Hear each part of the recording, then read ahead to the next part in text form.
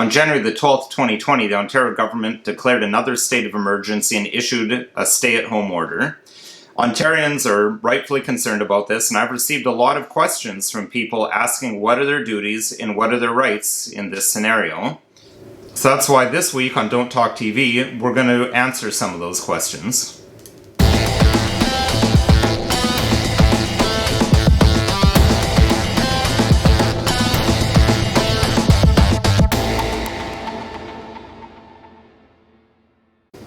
Hello, my name is Nicholas Wansbutter. I'm a criminal defense lawyer in Stratford, Ontario, and welcome to Don't Talk TV. So, it's January 2021. We find ourselves again being confined to our homes under government order, and people have a lot of questions about this new order. But I'm going to look at the law itself and try to help you understand it, as well as take into context some comments that have been made by government officials expanding on it. So here we've got the order in question, and I'm just going to go through it. It's quite short, so I just want to highlight some of the key things that people have been asking about. So, I mean, this is the key part that everyone's concerned about. The Section 1 where it says, every individual shall remain in their place of residence at all times, unless leaving their place of residence is necessary for one or more of the following purposes. So there's a bunch of reasons. Work, school, and childcare, I think, are fairly self-explanatory. Then we start getting into some of the things that are a little bit less obvious. So you're allowed to go out for food, but then you're also allowed under Section 8 here to purchase or pick up goods at a business that's not a grocery store, so a non-essential business, as long as it's for curbside pickup. So I know there was some confusion over that because people are thinking, well, you're only allowed out for groceries, but then your stores are allowed to do curbside pickup, so you're actually allowed to do that. You're allowed to attend an appointment at a business or place that is permitted to be open under Stage 1 of the order, so that means you can come and see me or other lawyers, for example.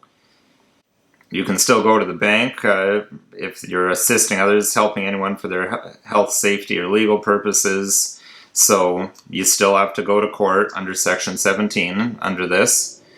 You're allowed to move.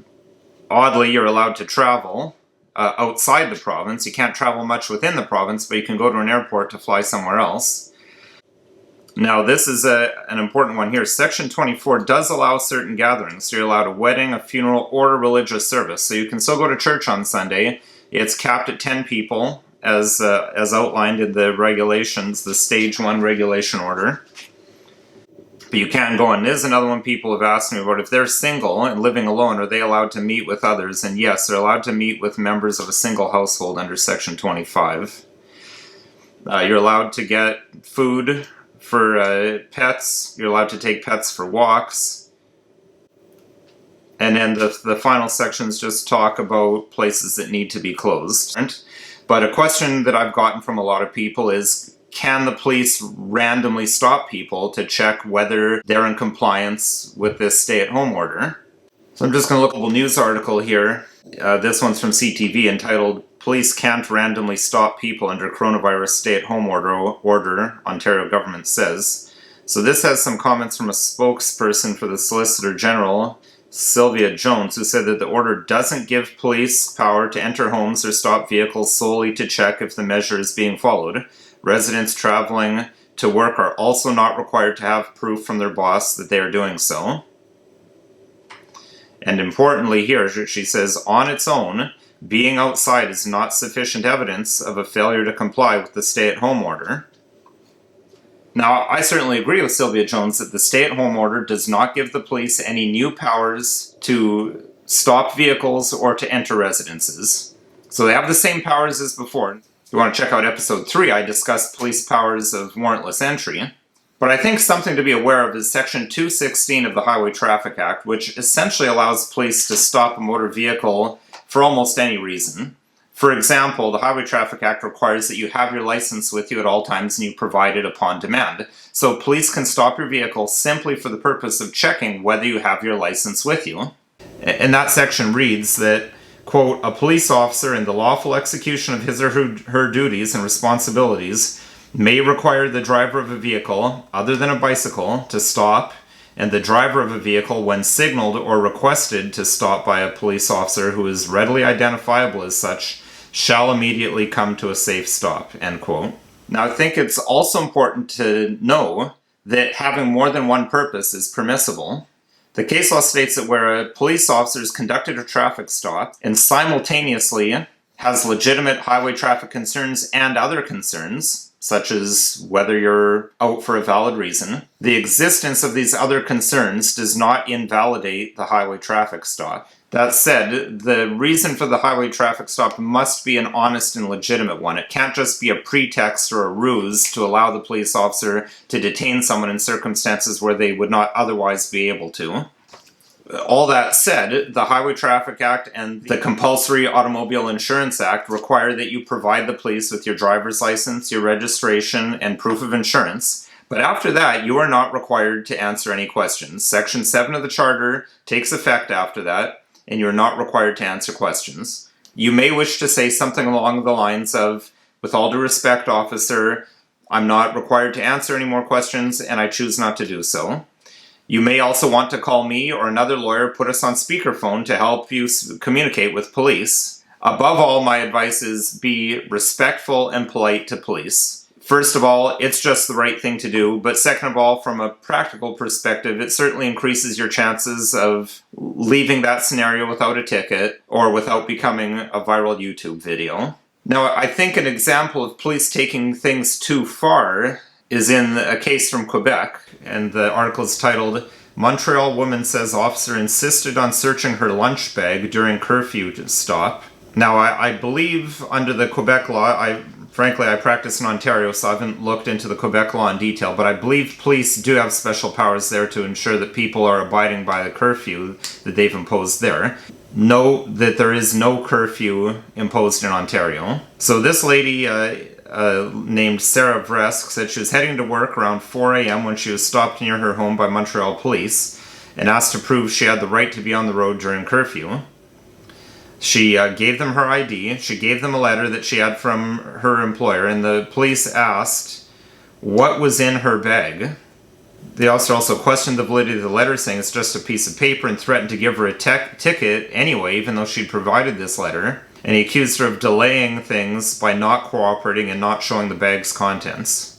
Now, in my view, the search of the lunch bag was clearly a violation of Section 8. The police had no right to ask what was in the bag. The lady refused politely, and they insisted and essentially forced her to hand it over. In my view, she had no obligation to do so, even assuming that in Quebec they have powers to stop motor vehicles for curfew checks. They don't have the power to search that lunch bag, and the lunch bag has nothing to do with why she's out.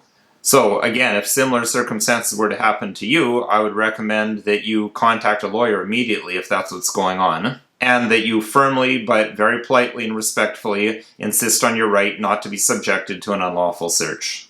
Now, a final thing I want to look at is specific to Stratford. The No Frills in Stratford, owned by individuals named Craig and Jess, have posted this on Facebook. They state in their Facebook post that effective January 14th, masks are now mandatory according to the new provincial regulations. And then they have this sign that they're apparently posting in their store saying that anyone not wearing a mask or face covering indoors will be reported immediately to local law enforcement in accordance with the new provincial regulations. Now, in my view, they're just clearly wrong about the law. Nothing in the stay-at-home order that we've reviewed changes the existing mask bylaws or provincial regulations. Therefore, the exemptions for people to legitimately not wear a mask because of health or other concerns still exist. So they're wrong when they say that everyone without exception is required to wear a mask. Now, a private business has the right to refuse service to anyone that they don't want to serve, subject to the Human Rights Code. So No Frills would be within their rights as a private business to just say, we're not granting any exceptions, you've got to have a mask, no ifs, ands, or buts. And if you're not wearing a mask, you can go shop somewhere else.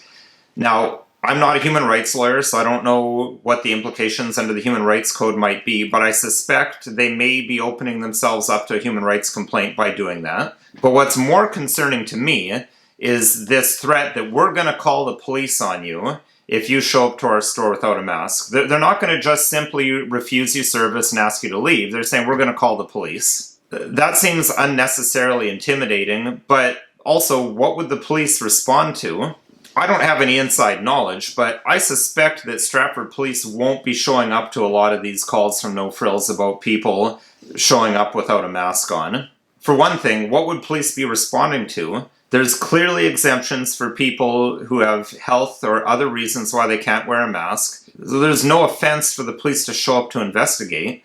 And moreover, I suspect that the police have real crimes to investigate, and that'd be another reason why they're not going to be showing up to these calls. So that's about all the time we have for this week's episode.